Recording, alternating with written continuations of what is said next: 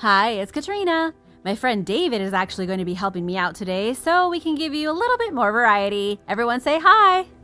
Number 10. Lost Hands and Feet.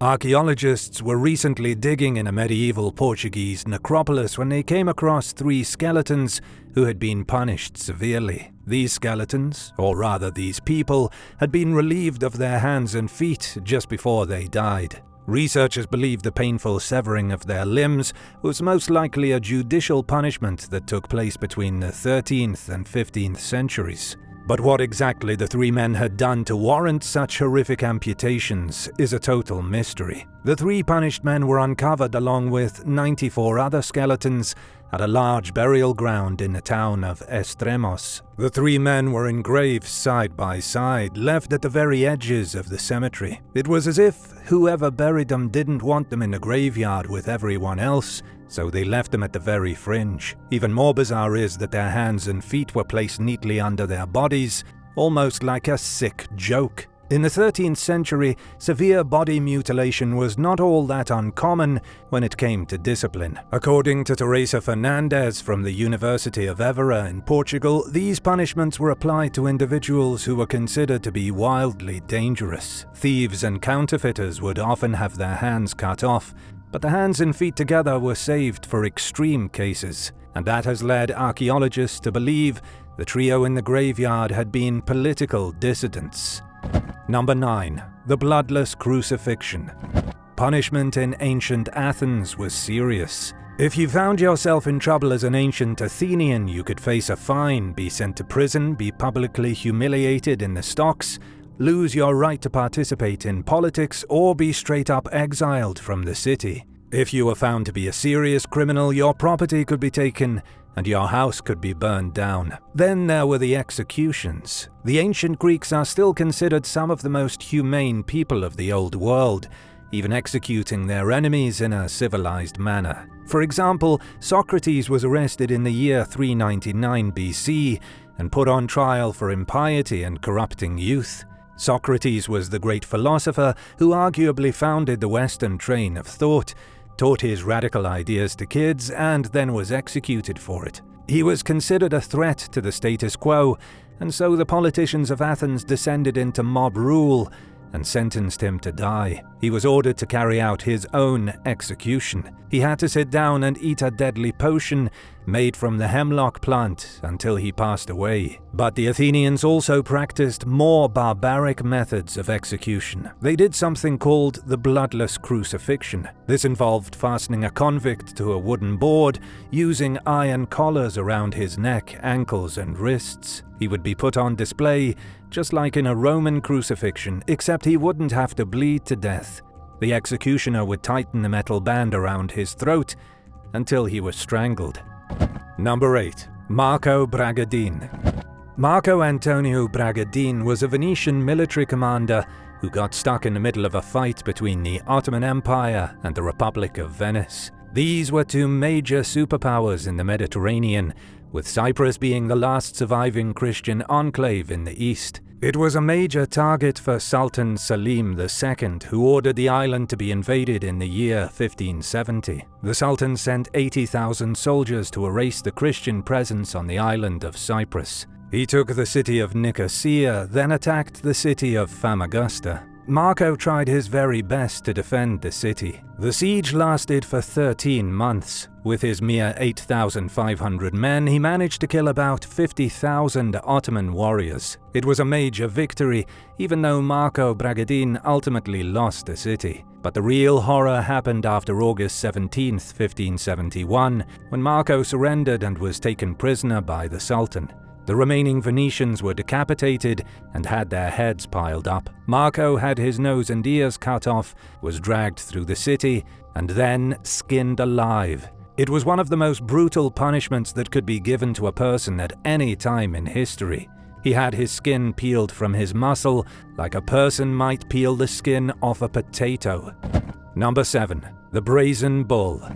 The Brazen Bull is considered the worst torture instrument ever devised by the human mind. It was created around 560 BC in ancient Greece at the seaside colony of Agriccus. The territory was controlled by a tyrant named Phalaris, a man who ruled with an iron fist. According to the legend, his favorite sculptor showed off a statue of a bull that he had just fashioned from gleaming brass. The bull statue was hollow on the inside, constructed over a fire pit, and complete with pipes and whistles twisting out of it. This was no ordinary statue, but a torture device meant to broadcast the pained screams of the man inside the bull as he was roasted over the fire. First the fire would get going, then the unfortunate victim would be thrown into the bull through a hatch on the top.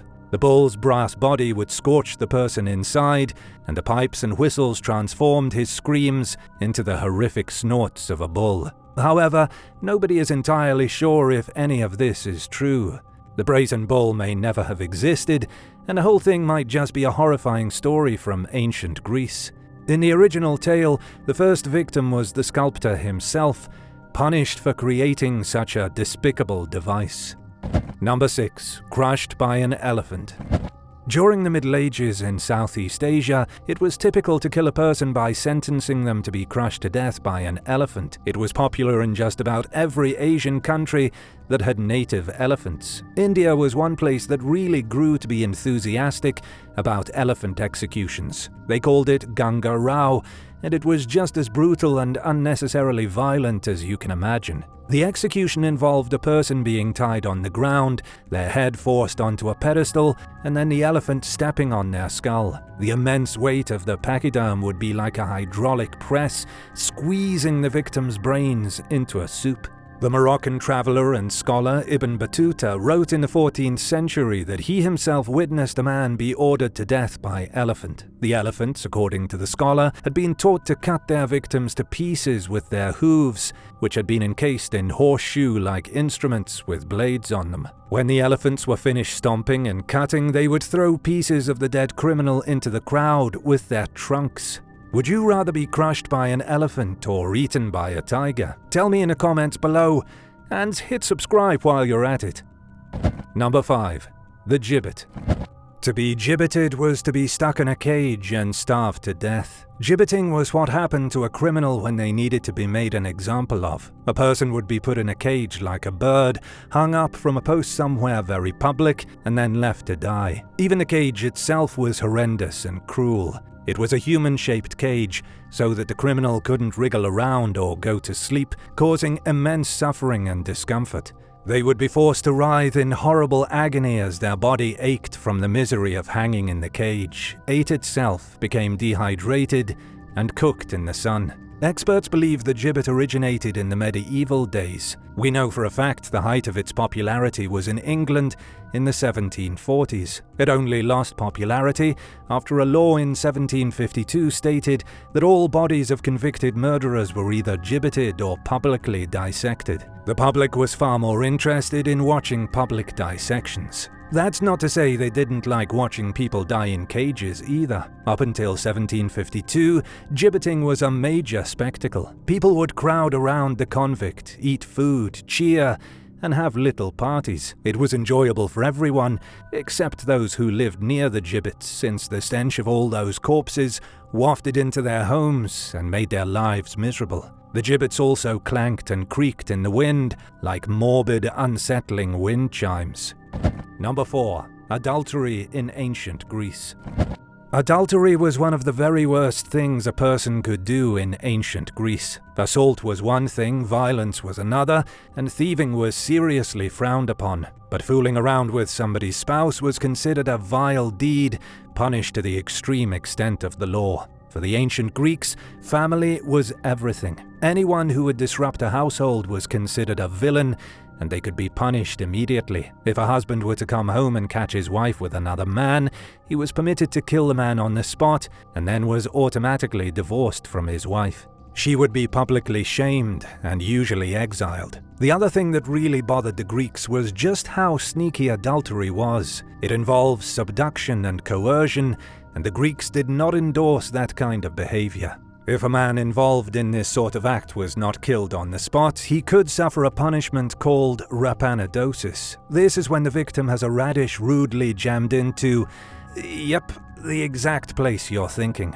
The punishment was described by Aristophanes and was popular in the 5th century BC. It was also, one would have to imagine, extremely uncomfortable.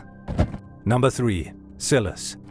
The Silas was a bizarre tool used by many different members of many different Christian branches for self-imposed punishment. The Silas is also known as a sackcloth or a hair shirt, and the premise is simple. It was a garment that could be worn underneath the rest of a person's clothes, made from extremely coarse cloth or rough animal hair. This might sound kind of comfortable, but I assure you it wasn't. Once you've been wearing the Silas underneath your clothes day after day, the pain becomes excruciating. The coarse material very slowly irritates the skin and mutilates the flesh. Nobody's really sure when these kinds of self-punishment started. Some experts say people have been wearing self-harmful clothing since before written history. It may have been used in prehistoric times as a way to cleanse oneself and make a person lighter. In biblical times, Jewish people wore hair shirts when they were publicly mourning to show repentance of their own sin. Following the death of John the Baptist in the 1st century AD, the hair shirt became extremely popular with Christians. They went even further and made them even more uncomfortable, adding wires and twigs to really tear apart their flesh as they paid penance for their sins. Almost as famous as John the Baptist was Ivan the Terrible, who also wore a hair shirt in the 16th century because he wanted to die like a monk. Ivan wanted to ensure his soul would go to heaven, even though he had committed horrible atrocities in his life. The Silas was one of the only bizarre ancient punishments people imposed on themselves. Number 2. Jane McRae's scalping. Jane McRae was murdered in Washington County, New York, on July 27th of the year 1777. She was a young woman about to be married to her fiancé, a soldier who sided with the British during the Revolutionary War. The historical accounts of what happened to Jane are different, and the whole affair is heavily debated by historians. Jane's story has been retold countless times since her death, memorialized in poems, paintings, and even modern novels. Each time her story was told, it became a little bit different. Jane was said to be an incredibly beautiful woman. She was the daughter of a Presbyterian minister. She moved to New York from New Jersey, and her family was fiercely patriotic. They supported the colonies during the Revolutionary War, but she was engaged to David Jones, who was a loyalist fighter for the British. During the summer of 1777, the British General John Burgoyne dispatched forces from Canada and fortified them with Native American allies. The British force was a mix of Europeans and Huron warriors. As the Native American soldiers were moving to meet the Canadians, Jane McRae and her fiancé were on their way to Fort Edward to meet for their wedding. Before Jane ever made it to the fort, she was captured by the Huron warriors on their way to meet the British, then murdered and scalped. The exact details are vague. Nobody is really sure why the natives captured and killed Jane, or if they scalped her while she was still alive. Whatever the case, the violent and brutal death of Jane McRae sparked anti-British sentiment throughout the 13 colonies. It was also used by the Patriots to defame the Native Americans and make them look like savages. Number 1. The Cheating Gambler's Hand. The Haunch of Venison is a very old pub in Salisbury, England. Its history goes back at least 700 years, with the first mention of the pub being in the year 1320. The pub is said to be haunted by those who have died there over the centuries. It's also home to a very disturbing relic and a great example of Middle Ages punishment. The relic is an old and withered hand. The story behind the hand is that it was chopped off the arm of a gambler in the 18th century who was caught cheating at a game of cards. Cheating in the 18th century was no laughing matter, and the natural punishment was to remove the hand used in the cheating. These days, the pub is said to be haunted by that very gambler, who allegedly wants his hand back. Which of these bizarre punishments do you think would be the absolute worst? Let me know in the comments, and thanks for watching. Be sure to hit subscribe if you haven't yet, and I'll see you soon for more fantastic videos from the channel.